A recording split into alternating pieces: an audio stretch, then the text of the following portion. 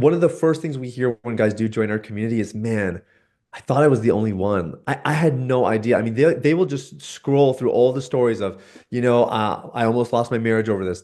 I had affairs because of pornography. My career is on the line.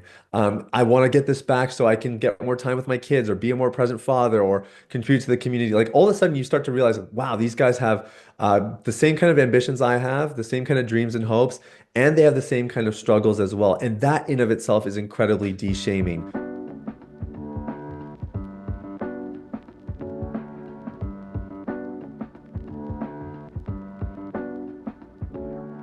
Well, Sathiya, thank you so much for making some time for us again. We haven't seen you since, I believe it was 2019. You were last on the Consider Before Consuming podcast.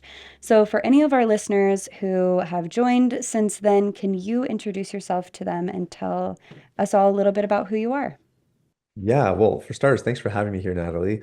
And man, I really enjoyed my interview with Garrett. That was, I think we actually recorded it in 2018, and then it Yeah, took a I while think you're for it to right. get released. Yeah, so really cool to be back, and amazing to see how you guys have grown and continue to just impact so many people. A little bit of background about me: I was addicted to pornography for 15 years. I was the person who you would think never would have been addicted. Grew up in a pastor's home, went to Christian schools, was really quite protected the way I grew up. I didn't have this huge trauma history or any predispositions really that way. But my story, I found out as I was struggling, it was actually not uncommon. There are a lot of people like me who got exposed at a young age, got kind of hooked on it in high school, and by the time they're early and mid-adults, just have no idea how to shake this thing. So that was my story as well. And I had this little thing in my heart, which was if I could actually figure this out, I will do everything in my power to help as many other people as possible figure it out as well. And that was almost a little bit of a faint wish, like it's a nice thing to say, but February 2016, I had my last relapse, and I was about 2.5 years into really enjoying what I call freedom. I make a distinction between that and sobriety. And it was during that time that I felt, okay, I think I need to start doing something a bit more public facing, helping other people. So that began the launch of Deep Clean at the end of 2018, early 2019, right around the time that I would have met Garrett and we would have recorded that interview.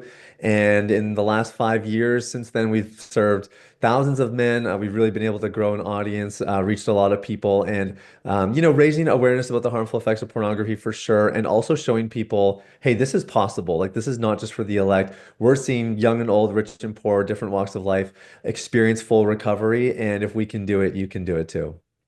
Yeah, well, thank you so much. And let me just say congratulations on your journey toward freedom and recovery. And also thank you for all of your work to help others. We will talk a little bit more about your work and let people know where they can go if they're looking for resources like yours at the end of this podcast. But as we kind of dive in, I want to talk a little bit about you've mentioned that your journey to recovery has involved deep self exploration. What recent practices or techniques have you found especially impactful for your own healing? So we work with men exclusively, and I think this whole conversation is very, very relevant for men in our day and age because the one thing that we've kind of established is that we're a little bit oblivious, like we're a little bit blind to what's going on in our inner life. And part of it is some of the male stereotypes and messaging, but I think if I was to be a little bit more objective, it's just a lack of skills. It's a lack of skill building. I was never really taught how to understand your inner life, what's going on. And when I say inner life, I'm not even just talking about the emotions part. I think that part gets a lot of press, but even really understanding your thoughts and learning how to process what's going on. And so in my own recovery journey, the one thing I realized a couple years in is I've reduced recovery to the next time I'm tempted, I hope I make a good choice. It's very reactionary, very high stakes, and really all the odds are stacked against you to actually make a good decision by the time it reaches that boiling point. And the self-awareness journey for me was trying to get upstream, trying to get ahead of this thing so that when I am stressed or I'm overwhelmed or I'm feeling insecure, figuring out how do I process this and manage it effectively now so that it doesn't blossom and develop into something worse that eventually leads to me being caught between a rock and a hard place. So that looked like journaling when I started out in recovery. And to this day, Natalie, it still looks like journaling. Honestly, it's the one thing I swear by. I just think it's so powerful and effective. We kind of have our own method, but it doesn't have to be that. It just journaling is such a great way to process. And for guys who are struggling alone, they don't like nobody knows and they feel like they're the only person. I was definitely that person, but I also had a lot of shame, fear of being found out, how do people see me, all of those kinds of insecurities. Journaling was just a great way to get started. I could be raw and honest with myself, and there's no risk of being found out. Nobody's reading my journal. So that's been a really helpful process over the years. And I think the other thing, when you do get a little bit more advanced in recovery, is talking to other people, finding those safe places where you can talk and not be judged. And something about that is very healing. It really brings clarity to the inner life, but it's also very de-shaming, to be able to say, this is what I'm feeling. I was tempted by this. I'm struggling with that. And to not be judged and to have another person looking you in the eyes, treat you with value and respect goes a very, very long way for building that awareness in a effective way. Yeah, I love that. I think, we talk about shame in this topic hand in hand so often. It's something that we know from research, shame only fuels a compulsive habit more often than not, whereas it's not necessarily a healthy motivator. So finding some ways to break through that shame, which we'll talk about a little bit more in a minute as well. And then having that self-exploration, really being able to understand yourself, to understand your triggers, to understand where you're starting at is the best way to kind of figure out where you're going. So I love that advice. And for anyone listening who might be in this same place, maybe try journaling. And we'll talk a little bit more about what your methods for that are as well. In your coaching, you focus on addressing root causes rather than just symptoms.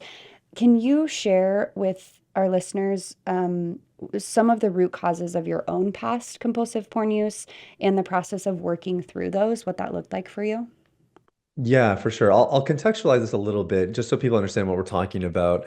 If you were to remove a weed from your lawn, you really have two options. One is you can run over that sucker with a lawnmower and everything looks pretty good. It was relatively easy, didn't cost you a lot. And a couple days, couple weeks later, at some point, it's going to grow back because the root system is there. And for somebody who grew up again with more of a faith background, a lot of the messaging that we got to recover and to actually experience some sort of healing in this area was more or less a lawnmower approach. Slap on an internet filter, muster up the courage, up your willpower, your disciplines.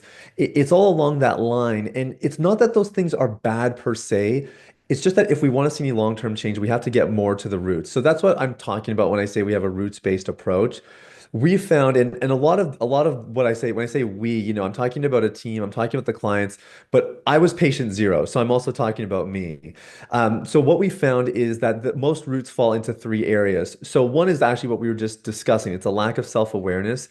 The second would be trauma, or I would actually broaden it a little bit and just say things from the past, areas in our hearts that need more attention. And the third would be faulty belief systems. And pornography does in and of itself convey a lot of damaging beliefs about our bodies, about our sense of identity, about what it looks like to be a man or what it means to be a woman, and everything in between. And I think additionally, when you struggle with something for long periods of time, it can really start to erode your self-esteem. So I had all of these, and I would say the self-awareness bit we just talked about a little bit. I was very numb, and I built that awareness through journaling. The identity piece was not something that I worked on a lot until later on in my recovery. And I think a lot of people try to get in front of the mirror and speak their positive affirmations and get that identity shifted. And for me, it just didn't work. I wasn't buying it. You can say the things, but it doesn't mean you believe it. It's really that second bucket I mentioned. It's the heart part, the trauma part. That's where I really experienced the most breakthrough. And I'll keep the story short, but one of the big things for me, big discoveries was that I had grown up, and again, I grew up in a really good home, very stable and safe environment, but I grew up with this sense of neglect, especially from my mother. My mom's an amazing woman, but a more reserved, timid kind of personality, and she didn't really express love in a way that I needed it growing up. And I didn't really have that thought ever when I was young. I never felt neglected. I had a shirt on my back and food on the table and all that good stuff. But as I was going deeper into recovery, I realized that because I felt this sense of neglect or, unloved by my mom, I naturally just acted out when I started to develop in my adolescent years to pursue pornography, to chase girls. And it was all very sexually driven, ultimately to get that sense of affirmation and affection from a substitute of my maternal figure. And as I was processing this, I still actually remember the day that I was processing this with a professional. I was talking to, I believe it was a therapist, and they're just walking me through the process. And at the end, they kind of asked me like, "Well, what do you want to do with this?"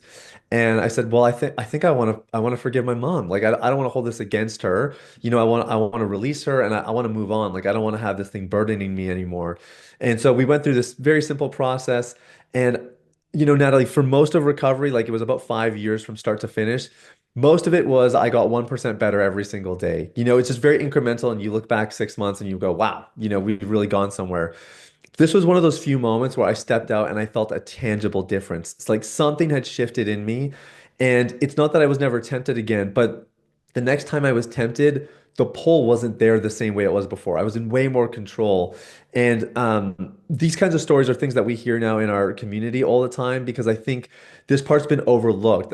With guys especially, we're kind of like, why trauma? I don't have trauma. I had a good upbringing, or why do I need to explore my past? I don't understand how it's connected. But I think when you understand that there's roots, there's causal elements that go beyond what the eye can actually see, it opens up this whole new world of healing and growth and opportunity to really change things at a heart level so that you can change your behavior long term. Yeah, and thank you for sharing that. I think there's so much power in the vulnerability of understanding someone else's journey through something to be able to, for so many of us, identify what we're experiencing. Can you speak a little bit to how this approach has changed the outcomes of your clients who are maybe experiencing something similar along their journey toward recovery?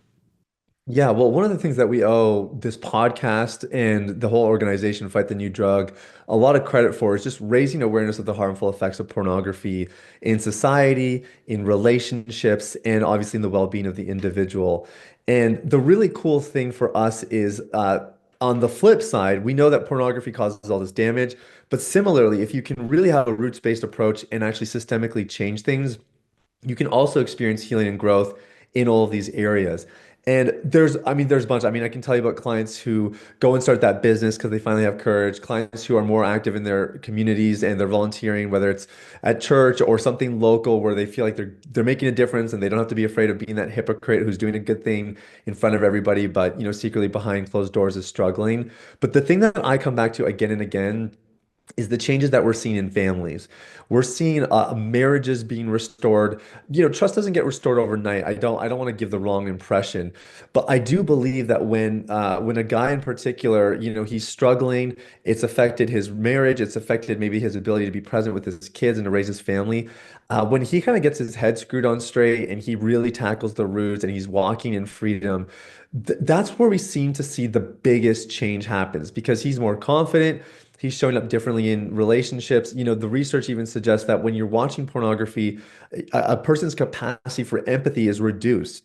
And so when their capacity for empathy returns, they can connect on more of an emotional level. All of those things start to improve. And I had this discovery probably it was about 18 months ago, where I was just reflecting on the outcomes that we were seeing, the results, and I'm kind of looking and realizing, man, this isn't really about helping people quit pornography. It's kind of a means to an end. This is actually about making the world a better place because these guys are becoming better contributors in their homes, which makes society more stable place, but they're better contributors at work.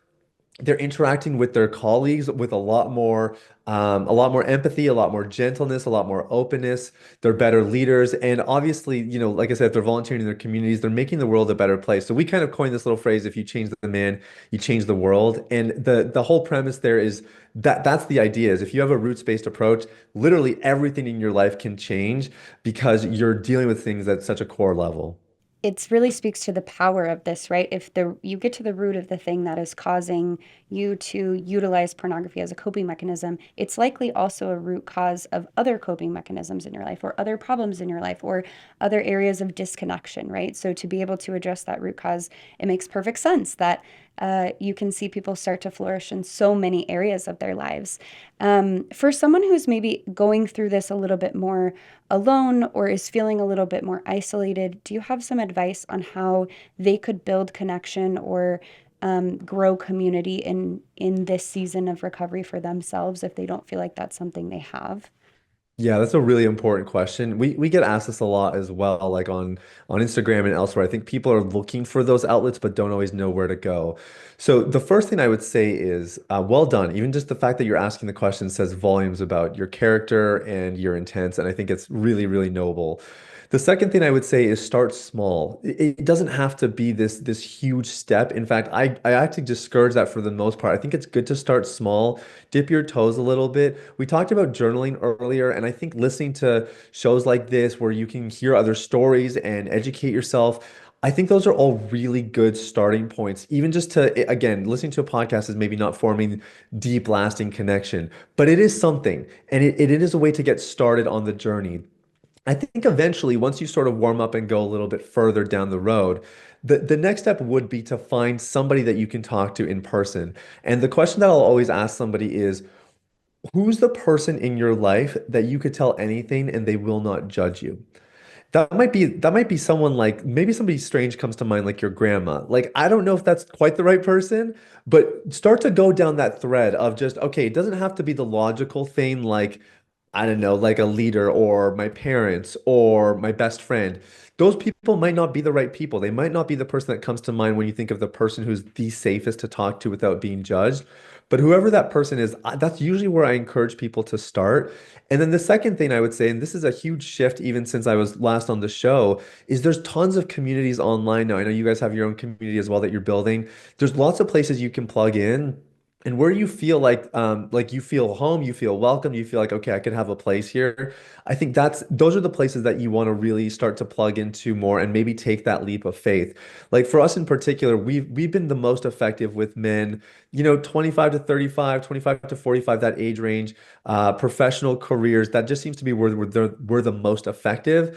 And so the community we've built as a result is very close knit because they're going through similar struggles and challenges beyond just pornography, but they're able to support each other through all the different facets. And I think people get that. And so I would just encourage people wherever you feel like there's a community that's kind of got your label and you can see like, okay, I think these guys are going to get me.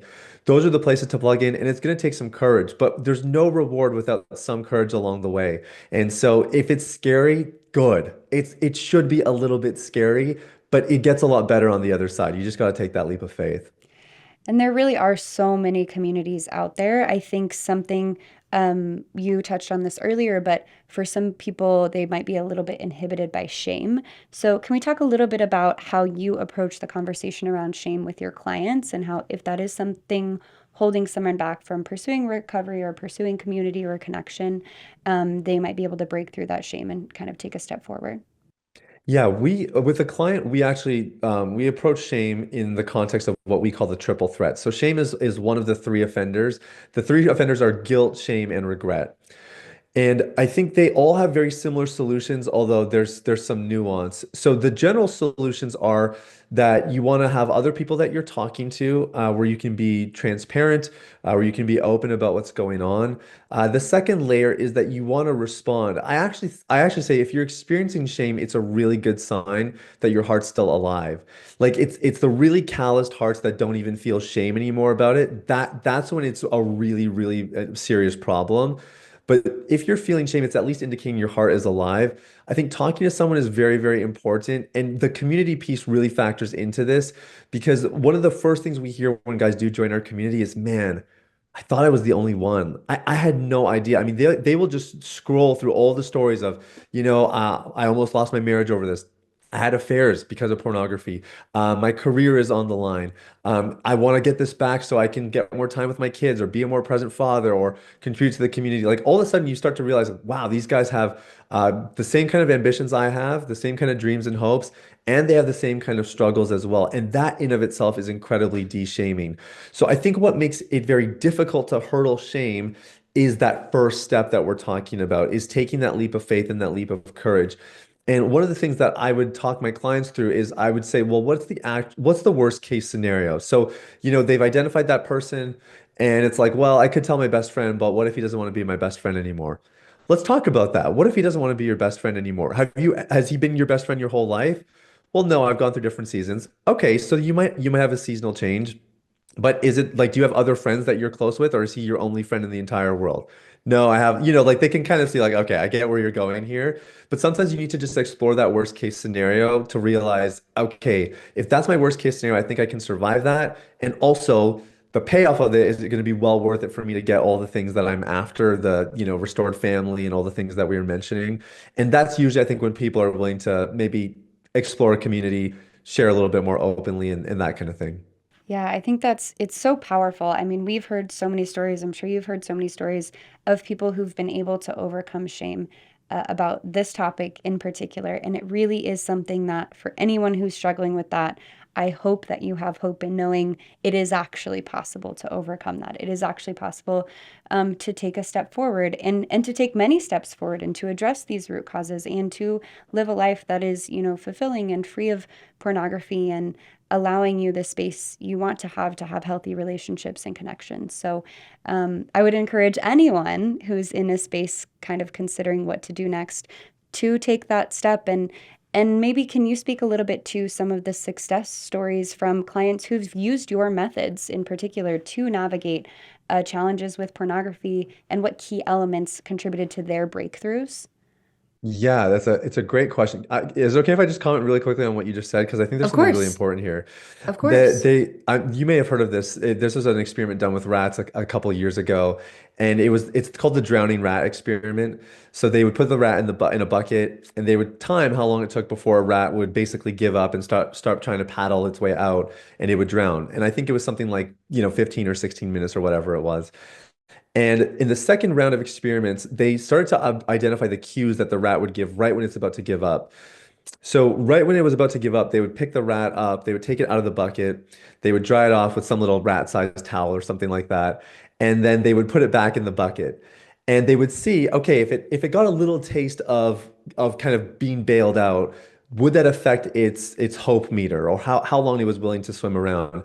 And what they found out is that the rat would actually swim for hours, sometimes longer than a day, just because it had that one little taste of what it was like to be out of the bucket. And I think when we're talking about, you guys have so many incredible stories, like story after story. I was going through your guys' content before this interview. You have so many good stories on here of people recovering. We have a whole page dedicated on our site, literally just with stories of recovery, because I believe every time you watch a video or you listen to this podcast and you hear another story, we're pulling you out of that bucket. Like we can't make you get free, but we can at least give you a little taste of what it's like. And if you're willing to expose yourself to those stories, eventually your threshold of what's possible starts to lower because the threshold to achieve what's possible starts to lower because you start to realize, wow, there's so many people doing this and it's happening so many different ways, and it just starts to remind you again and again that it's possible. Now let me put my money where my mouth is here and share some actual stories, like you've asked. So we have the three pillars of recovery, right? The self-awareness, healing of the heart, and the identity piece.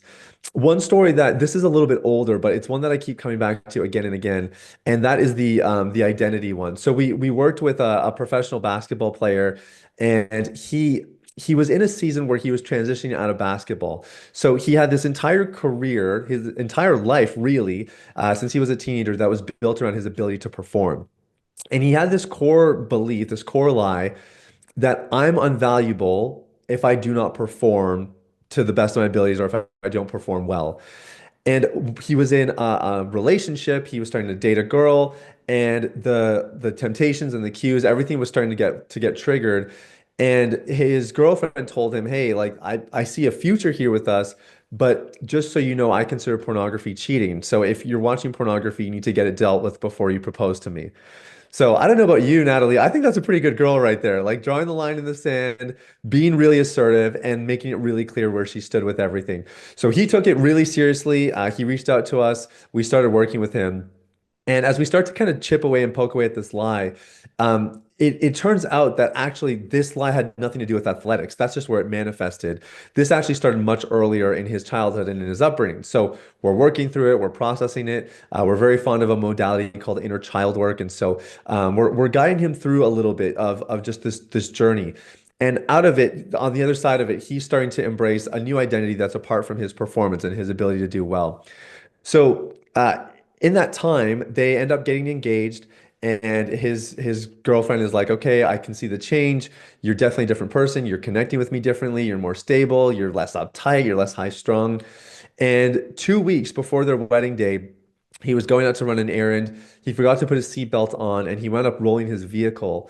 And in the process, he actually incurred an injury that paralyzed him from the waist down. And well, like we were talking about earlier, recovery is actually not about just a 4 month like let's supercharge the thing and see what we can do.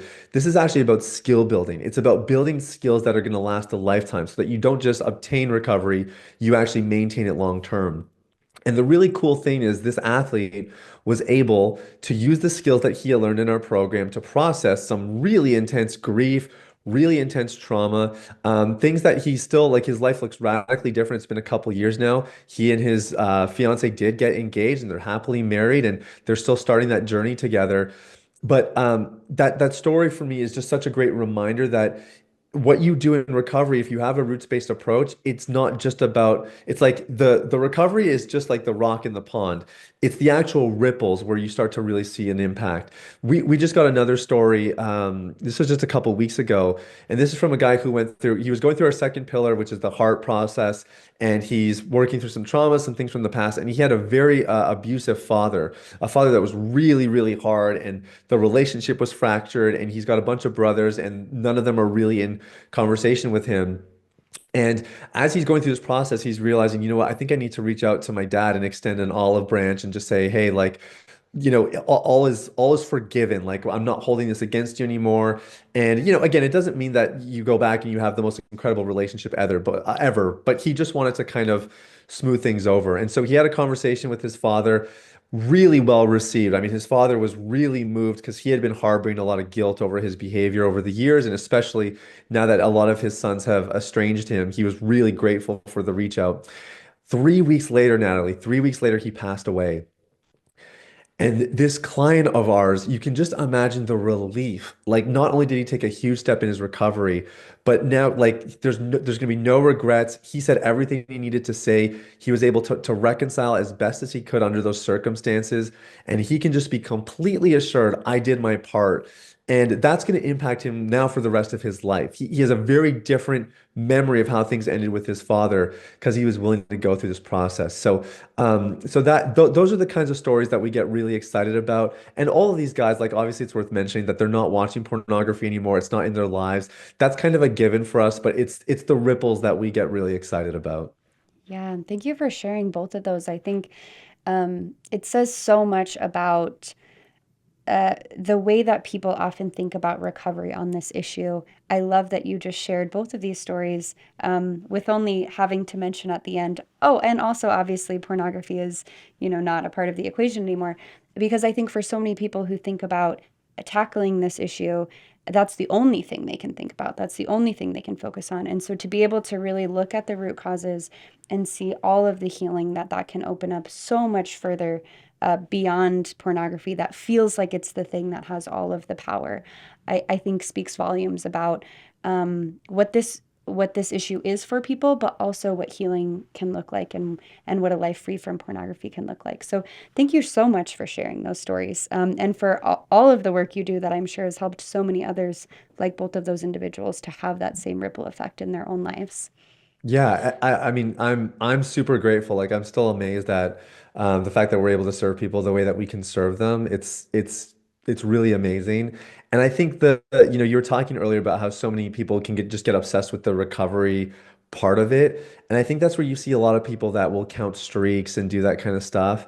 And our whole philosophy, like we don't track streaks. We're not super interested in that. We do believe in tracking trends, like are things progressing over longer periods of time. But really the goal for us is, and like we've kind of had this whole philosophy built around freedom. And I see this language used in a lot of the content you guys are putting out as well, like freedom fighters and that kind of idea, because I think freedom is really what we're after. I think a traditional addiction model is a little bit more about sobriety, which is just did you abstain from the behavior? And obviously that's a very good step. Like that's where everything starts with our clients as well. Right. And we do want them to achieve sobriety. But I think when we're talking about freedom, this is what we're talking about is a real systemic change that is impacting people around you, your loved ones, your relationships. We have a lot of wives reach out, some point in the program where it's like, hey, what did you do with my husband? Or what's different? Is this for real? Because that's what should happen. If you really have a roots-based approach, your loved one should be asking like, "Hey, what happened to you, man? Like you're changing." And I like it. Like keep doing what you're doing, but this is really cool to see.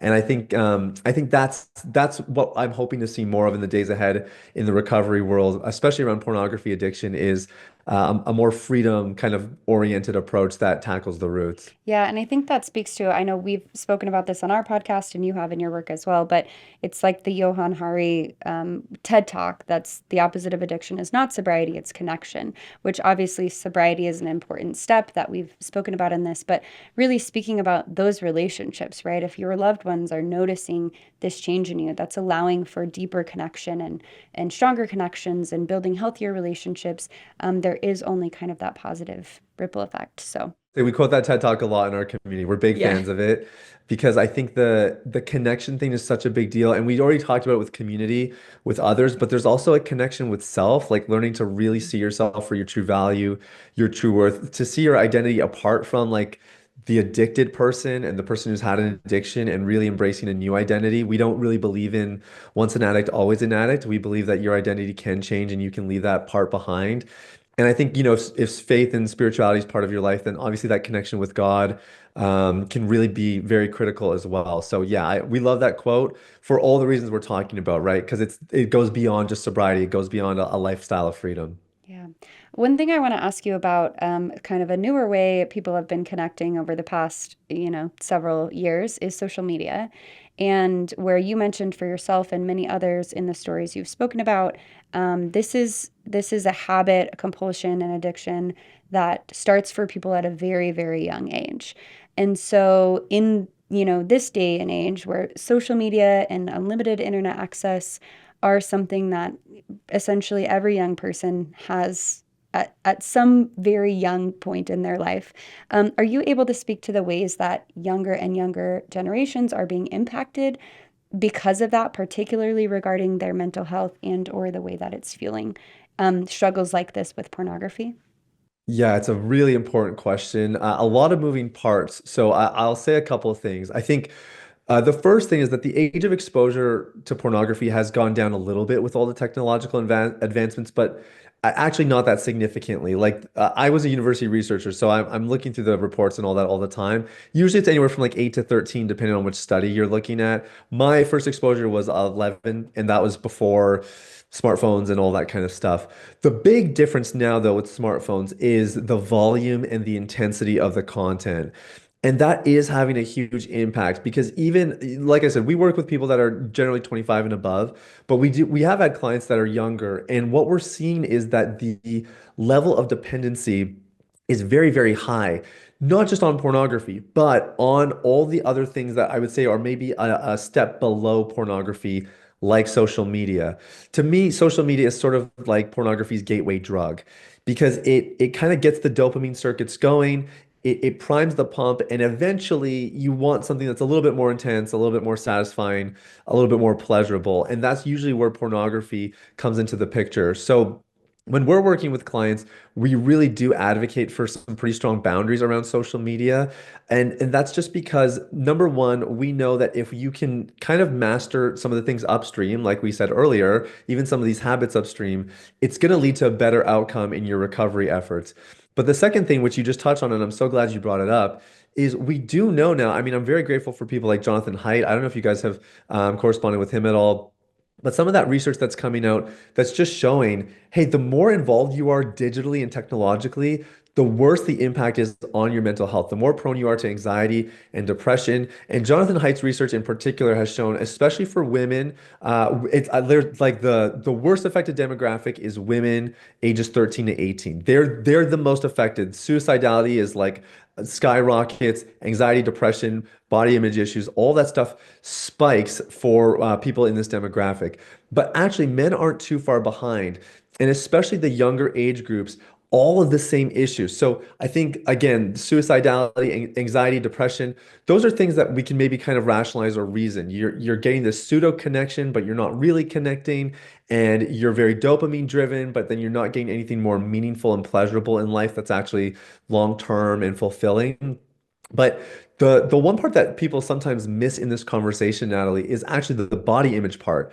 And there was actually a study done a few years ago that showed men who view pornography are more likely to have eating disorders. Eating disorders, such an obscure study, but the linking piece was the body dysmorphia that gets developed from viewing pornography. Because you grow up watching these men, they have perfect bodies, they have everything sculpted, and there's a prototype there. And when you don't match that prototype, it creates these insecurities. And the specific study showed they are more likely to engage in eating disorder behaviors, binging and purging, and all those kinds of things. So I think men are really affected as well, even though it can slide under the radar a little bit.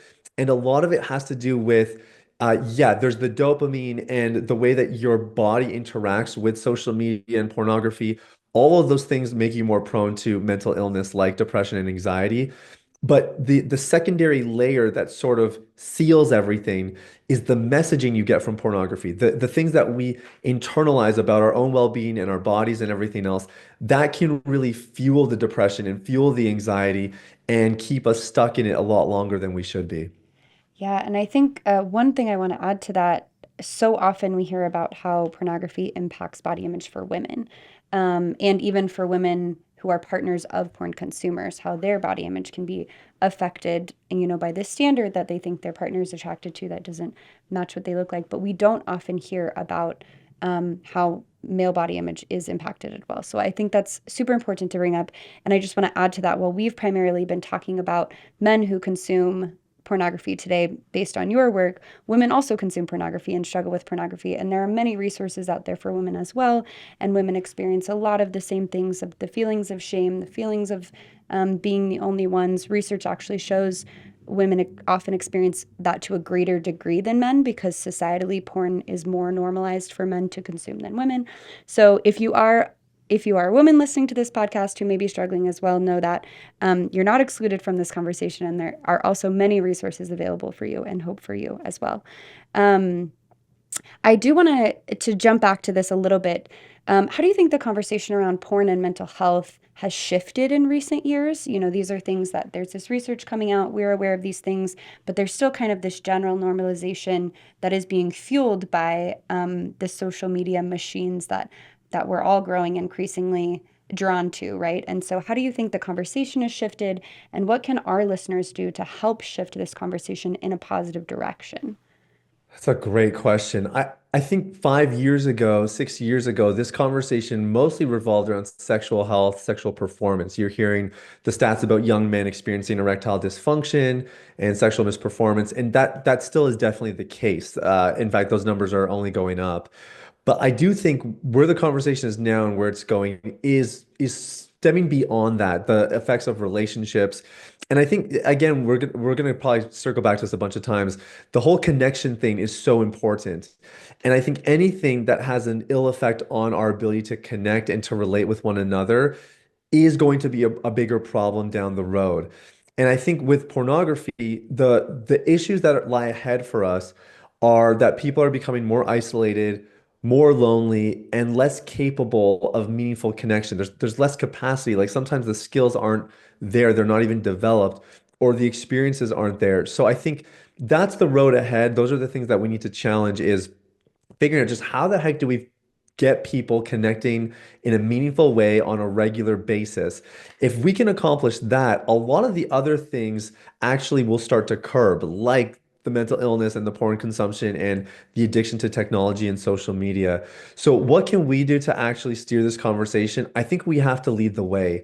That's something I always tell people is, especially when I'm talking to fathers, because I think a lot of fathers get concerned that their kids are going to repeat the challenges and the struggles they've run into. And my main encouragement to fathers, but to anybody listening, is be the change that you want to see in the world. Because I think if we just sort of like raise awareness on, oh, woe is me, and look at the direction things are going in, we can actually create this sense of kind of victimness or lack of responsibility. But I mean, I'm just crazy enough to think that if I can help enough guys quit pornography and if I can continue to share my story of recovery, and if we can keep getting the messages out there and you guys can keep growing your influence and getting more stories out there, I'm just crazy enough to think that actually people will start to wake up to this, start to realize it's possible, and start to model, instead of just talking about ideals and prototypes, start to actually model it. And so if there's one thing I would say to anybody who's listening or watching this, I would just say, man, be the example, lead the way. And if you don't have your own recovery story, this has never been a problem for you. Number one, that is just absolutely amazing. And number two, even that story needs to be heard. That story is still worth telling. It's worth sharing. It's going to inspire a lot of other people, and there's things that we can learn from you as well. So I think everybody has their part to play, and I think it just starts by being the example and really pioneering the change and demonstrating, not just talking about it, but actually demonstrating what's possible. Yeah, I love that you said you're crazy enough to believe that you could affect change in this way because I think for you and I and for my team and I'm sure your team, we do get to see that positive ripple effect every day. We hear the people who say, I saw someone wear a t-shirt that had a related message on it when I was in high school, and I didn't think about it again until 7 years later when this was a problem in my life, and I Googled that, and then I found a resource, or whatever the stories are, there is always a ripple effect. And if you and I can see this positive change in so many people's lives individually, I don't think it's crazy at all to believe that affecting change in this way will have a positive ripple effect on individuals' relationships in society, right? In our communities. So, you mentioned parents as well, fathers specifically, but what advice would you have for parents who are talking about pornography with their kids as someone who accessed porn at a young age and works with those who are struggling with pornography? What advice would you give to those parents? Yeah, I get this question a lot, especially because I share in pretty good depth in my book about, my early exposure and how it impacted me. I think a lot of parents are realizing like, okay, this is an important thing. The first thing probably is to accept that the conversation has shifted from if your child sees pornography to when. And so that's a good thing to understand. And it's actually a good thing. I really do think it's a good thing in the sense that we can prepare for it. And if you can do this well, your children can actually get exposed, and that can be the end of their story. So I think that's the first thing. The second thing is, and I've learned this really just from interviewing people on my own podcast, people like Joe Robertson who do a lot of research in this and safeguarding and protecting kids, that the earlier and the more frequent you can have conversations around sexuality at large, the better chance you have when your kid does get exposed that they might come to you and talk to you about what they saw instead of trying to hide it, feeling ashamed, or being afraid that they're going to get in trouble. So that's the best advice I could give. I'm a new father. My son is 13 months old. And already my wife and I are starting to think about like how do we broach this subject around more around sexuality and stuff like that, so that when he is whatever age it is when we give him his own device, we haven't agreed on what that age is going to be yet. But when that does happen, we can tell him, hey, you might find some pornography, something called pornography. Here's what this is. If you find anything, just let us know. You're not going to be in trouble. We just want to know. And I think that any parent can say that. But if you've sort of built up a history of, I've talked to my dad or I've talked to my mom about this subject before, they always seem pretty calm about it. It was safe. I didn't get reprimanded. They're much more likely to actually follow through with that. So I think that's the ideal, or that's the prototype. And the second thing I would say is, and any parent can do this, whether your kids are teenagers or even young adults, but you can actually share your own stories and your own experiences. A lot of parents are afraid to do that. They're afraid that if I share where I've struggled or fallen short, I'm going to lower the bar. But all that does when you share that story is it just allows your kids to relate to you more. And especially if you have a story of recovery or that you're figuring it out, all of those things are dribbles of hope and encouragement that your kids really need. And if it's really messed you up or it's really had an impact on your life, which is probably the case, you can actually share about that in a way that brings awareness of, daddy got exposed when he was about your age as well. Here's kind of the impact it had. I really don't want you to fall in down this path. And let's talk about, whatever. Let's talk about how we can make sure this doesn't happen again, or let's talk about how you can maybe be a little bit more safeguarded on your devices. I think sharing your story is really powerful, and you can use it as an entry point so that your kid doesn't feel like, oh, my parents never struggled, so why is this a struggle for me? That's actually going to further the shame. So your story can de-shame your kid, and it can actually help them just feel a little bit more confident in their own journey. Yeah, you touched on so many things we say so often. It's not if, it's when. I commend you for considering when to talk about this with your brand new baby. But it is not if, it's when. And we also always say, parents, you want to be the one your child comes to instead of Googling their questions about pornography or sex or whatever that is. You want to be the safe person that they get to ask those questions to. So opening that door, creating that safe space is so healthy. And then also for individuals who have struggled, who better qualified to tell your children about the potential harms of this than you who has experienced them and can speak from that firsthand experience. So I think that's such good encouragement. And for anyone who's maybe navigating this right now, we do also have a conversation blueprint that we can link in the show notes, that can also kind of help guide through how to navigate a productive conversation if you don't even know where to begin. And there are so many other resources out there, that can help as well. So no, you are not alone in this, but it is great to consider as early as possible when and how to navigate this topic. Yeah, I definitely. And I will say, I think you and I both probably have reached this conclusion on our own. I think most people in this space have. If the narrative around pornography is really going to change, it's going to start with the conversations and the experiences that our youth are having.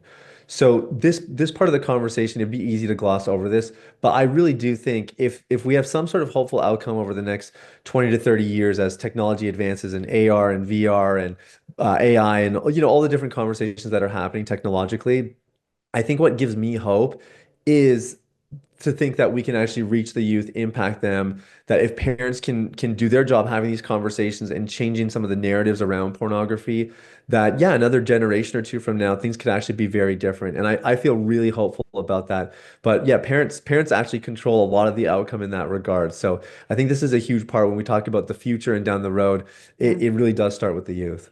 Yeah, and I think sometimes we often hear from parents who feel like you just mentioned so many things, VR, AI, all of these advancements in technology that parents think, well, I can't keep up with these, so I don't even know where to begin. And it's okay to also not have all of the answers, right? When you're approaching this conversation, it's okay to ask your teenagers questions about what they're experiencing and then say, oh, that's great. I'm so glad to learn that this is something you're experiencing. I'd love to research it and learn a little bit more about that. And then let's have another conversation. I think sometimes there's this pressure to have all of the answers, and it's okay not to. So, Yeah, and it's actually good. I mean, I think it's okay to say, I don't know. Let me go figure that out, or let's yeah. learn about that together. And maybe they watch Brain Heart World, or they check out some resources where they're gonna get a chance to get informed together. That I've actually specifically sent that documentary to a bunch of parents that have come to me that want to try to figure things out with their kid, and I just think that's an amazing approach to have about it. And again, it just takes the pressure off. There's so much pressure around conversations about sex, and there's all these expectations and anxieties. And I just think when a parent can say, yeah, I don't know, or I'm figuring that out still, it really goes a long way to your kid feeling safe around you, comfortable around you, and being more likely to have a positive outcome. Yeah, absolutely. And thank you for sharing that. Um, for anyone who might be listening who says, well, you know what? I've tried everything and nothing worked for me. I've tried everything to quit pornography. It's something that's been a part of my life forever. It's always going to be a part of my life. There's nothing I can do about it. I've tried everything. What advice would you give to someone who might be feeling that way today? I always come back to the parable of the diamond miner. And I don't know if you've ever seen this. It's just a little image, and there's two people that dug to find diamonds, and one person they stopped just a foot short. Two or three more swings of the pickaxe, and they would have got it. Versus the other person who persisted and kept going. So what I would say to the person who feels like this is going to be part of your life forever, you've tried everything in the books and you can't figure it out. The thing I would say to you is, if you don't quit, you win. And it might mean that you get it on that 1001st try. Just keep going. As long as you keep going, eventually this path does lead to a place of freedom and recovery. I believe that with all my heart. And I was purporting this message when I first started because it made sense to me and it was my experience. But now that we've seen thousands of guys go through our system, I mean, we've helped over 1,500 people, but we're talking about 10,000 people plus that have gone through our book, which basically is our system and the workbook that comes with it. We've seen this enough to know, okay, actually, the name of the game is not, it's not about like the perfect little tactic or strategy that's going to set you free. It's actually about the persistence and keeping the momentum going. And as long as you're willing to keep trying, it does eventually work. These are the moments where recovery really happens, is when you can get yourself through the desolate and desperate places. That this is where that character gets forged, and this is usually where you start to hear the other part of the recovery story. And I just think there's a bunch of people listening whose recovery story is 75% there, and that other 25% is going to happen because if they don't quit, they win. You just need to keep going. And the other thing I would say, maybe something that's a little bit more practical, is if you've tried something and it's gotten you this far, but you feel like you've plateaued, you might need to do something different. And we've had a lot of clients where we kind of get to be that last 25%. And we know that, hey, as great as our program is, there was a bunch of other work done that got the 75% done. And so it's just important that to understand like wherever you are, at some point you might plateau at that 75% and you need a little switch to get the rest of the way. Or you might be early on in recovery and it's just scary and you got to take that leap and kind of make that first step. But I think those are the only things I would say practically. I think most of this is psychological. And to that, I would say if you don't quit, you win. Very well said. For any of our listeners who are looking to utilize your resources, can you tell them where to look? Yeah, the best place is going to be the book. That's what we really recommend the most. And for your audience, it is available for free. It's called The Last Relapse. And we've given a special link here that you can find in the description to access that. And after you actually get that book delivered to you, we do redirect to a training that explains our deep clean system in more depth. If people want to check that out, that's there as well. Those are the best places to start for sure. Amazing. Sathiya, thank you so much for your time today. Is there anything else you want to share with our listeners before we wrap today?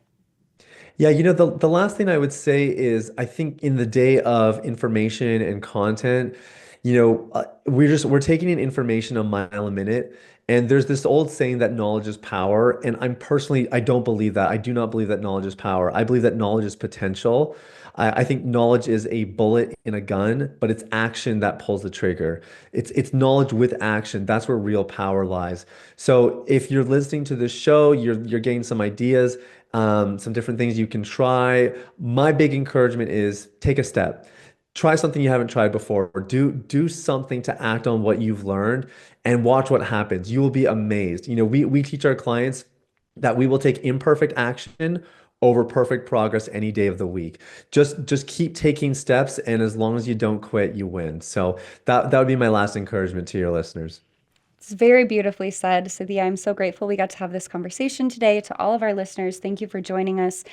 Please check out our resources that are linked in the show notes if you are looking for help on this issue, and follow that advice to use your own voice and share your own story to take some action and help us change the conversation on this issue and help others find the freedom and healing that we've been talking about throughout this episode.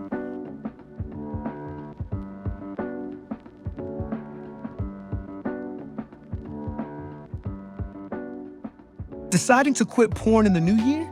Get help from our friends at Fortify. Meet Fortify, an online recovery program that has helped tens of thousands of individuals around the world stop their porn habit in its tracks. Fortify's free, science-based recovery platform is dedicated to helping you find lasting freedom from pornography. You can connect with others, learn how to better understand your compulsive behavior, and track your recovery journey. Make this the year you quit porn for good. Join Fortify for free today at ftnd.org/Fortify. That's ftnd.org/Fortify. You're not alone. Recovery is possible. Quit porn for good with Fortify. Fight the New Drug is an affiliate of Fortify and may receive financial support from purchases made using affiliate links. If you have a resolution to give charitably in the new year, consider joining Fighter Club. For as little as $10 a month, you can take an active role in helping others recognize how porn can impact them, their relationships, and their communities. As a 501c3 nonprofit, we rely on Fighter Club members to help us create resources that educate countless individuals on the harms of pornography, like this podcast. Plus, as a member of Fighter Club, you'll receive exclusive benefits like 30% off the Fight the New Drugstore, access to our secret store, Fighter Club only webinars, and a Fighter Club kit when you join. Make a real difference in the movement for love this year. Join Fighter Club for as little as $10 a month at ftnd.org/joinfc. That's ftnd.org/joinfc. See you in the club. Thanks for joining us on this episode of Consider Before Consuming. Consider Before Consuming is brought to you by Fight the New Drug. Fight the New Drug is a non-legislative organization that exists to provide individuals the opportunity to make an informed decision regarding pornography by raising awareness on its harmful effects, using only science, facts, and personal accounts. Check out the episode notes for resources mentioned in this episode. If you find this podcast helpful, consider subscribing and leaving a review. Consider Before Consuming is made possible by listeners like you. If you'd like to support Consider Before Consuming, you can make a one-time or recurring donation of any amount at ftnd.org/support. That's ftnd.org/support. Thanks again for listening. We invite you to increase your self-awareness, look both ways, check your blind spots, and consider before consuming.